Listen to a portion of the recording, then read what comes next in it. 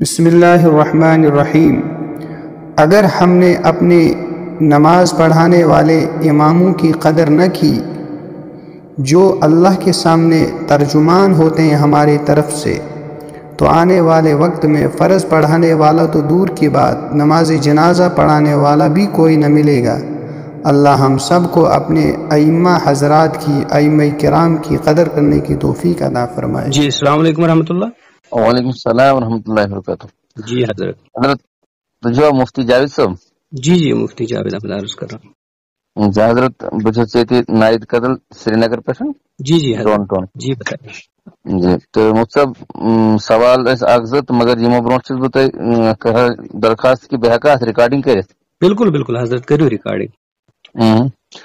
حضرت سوال ہے سیمن کی آج کے دور کے ائمہ جی اور ان ائمہ کے ساتھ جو مقتدیوں کے روابط ہیں اور مقتدیوں کا جو ان کے ساتھ رویہ ہے، اچھا تو اس کے متعلق میں سوچتا تھا کہ آپ سے رابطہ کروں اور آپ جو ہے اس کے متعلق کچھ قرآن اور حدیث کی روشنی میں رہنمائی فرمائیں۔ جی بالکل۔ کہ آخر آج کے ائمہ کے ساتھ ان مقتدیوں کا ایسا سلوک کیوں؟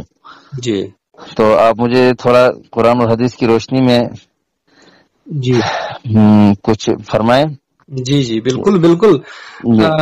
جی حضرت، آج جو ائمہ کے ساتھ جو سوتیلا سلوک ہو رہا ہے، جبکہ ہمارا کشمیر اس کو کشمیری میں پرور ایسیت وانان، چونکہ جو سادات یہاں پر دفن ہے انہوں نے بھی امامت کے منصب پر بیٹھ کر امامتیں کی ہے، لوگوں کو دینی تعلیم سکھائی ہے، لیکن جو اس وقت مقتدی حضرات جو مسلیان اور مسلمان ہوا کرتے تھے بڑی قدر ان کی کرتے تھے۔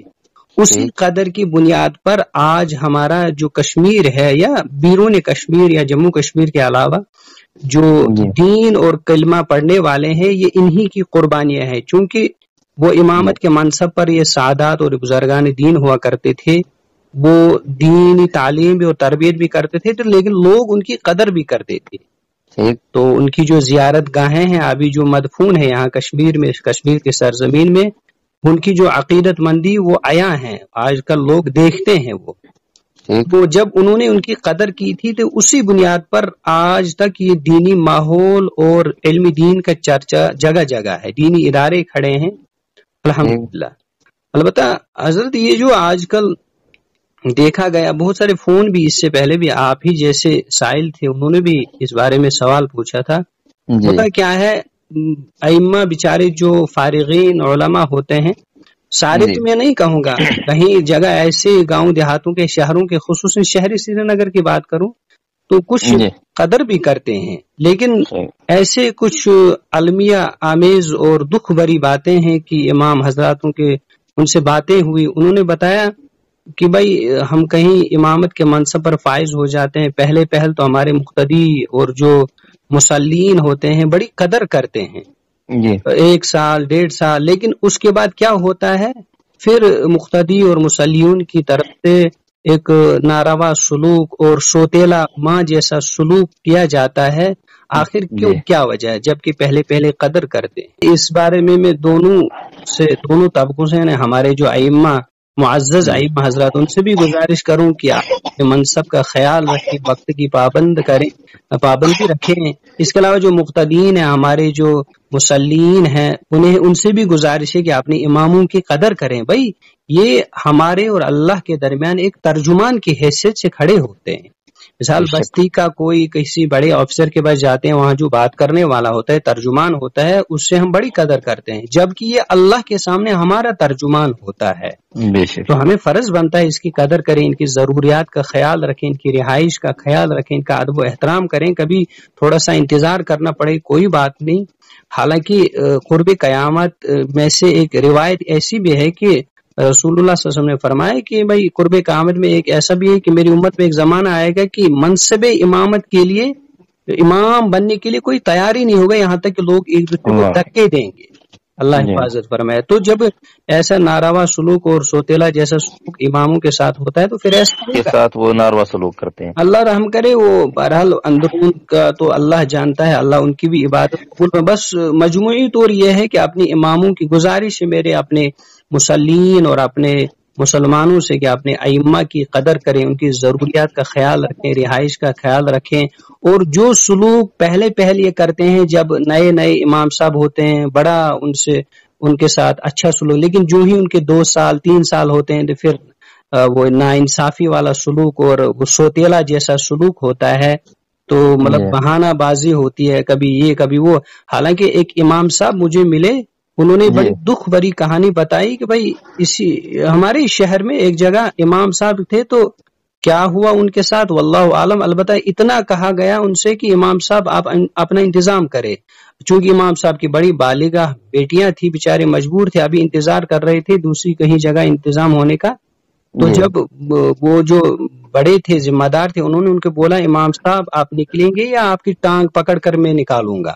اللہ رحم فرمائے۔ مطلب یہ اتنا گرتے ہیں ہم اپنے ائمہ کے لیے، لہٰذا گزارش آپ اس کے بارے میں کیا ہے آپ کا مفتی صاحب قرآن و حدیث کی روشنی میں، کہ ایک تو امام کے پیچھے نماز، اور جب کسی بنیاد پر نکالنا ہو تو اس کے ساتھ اتنی بدسلوکی کی جاتی ہے، تو آیا ان مقتدیوں کی نماز کا کل قیامت کے دن کیا پرسان حال ہوگا؟ جی وہ تو بہرحال عبادات ہیں، لیکن کم سے کم اتنا تو ضرور ہوگا سوال کہ بھائی جس کو تم ترجمان سامنے کھڑا کرتے تھے اللہ کے سامنے کے پیچھے آپ نمازیں پڑھتے تھے، بھائی ان کی جو دل آزاری ہے وہ کس حد تک مطلب شریعت کے حساب سے درست، ویسے بھی ایذاء مسلم ویسے بھی حرام ہے، اور جب ایک خاص طبقہ اور امام ائمہ کا طبقہ اس کے پیچھے میں نماز پڑھتا ہوں اور اس کو میں ترجمان اللہ کا بناتا ہوں، پھر اسی کے ساتھ دل آزاری ہو تو یہ تو حرام ہو گیا۔ اس میں شاید یہ بھی ہے نا ایک حدیث کہ الامام ضامن، جی امام صاحب تو ذمہ دار ہوتے ہیں۔ تو اب اگر وہ قیامت کی دن اس چیز کی ذمہ داری نہ لے ان کے سلوک کی بنیاد پر، ہاں وہ تو اللہ سے سوالی ہوں گے حضرت، اللہ کی بھائی میں تو ضامن تھا ان کا، میں اپنی ذمہ داری نبھاتا تھا، یہ کس حد تک اپنی ذمہ داری نبھاتے تھے؟ تو ظاہر سی بات ہے امام صاحب بھی اللہ کے بارگاہ میں کھڑے ہوں گے تو پھر مقتدیوں کا کیا جواب ہوگا؟ اللہ رحم فرمائے۔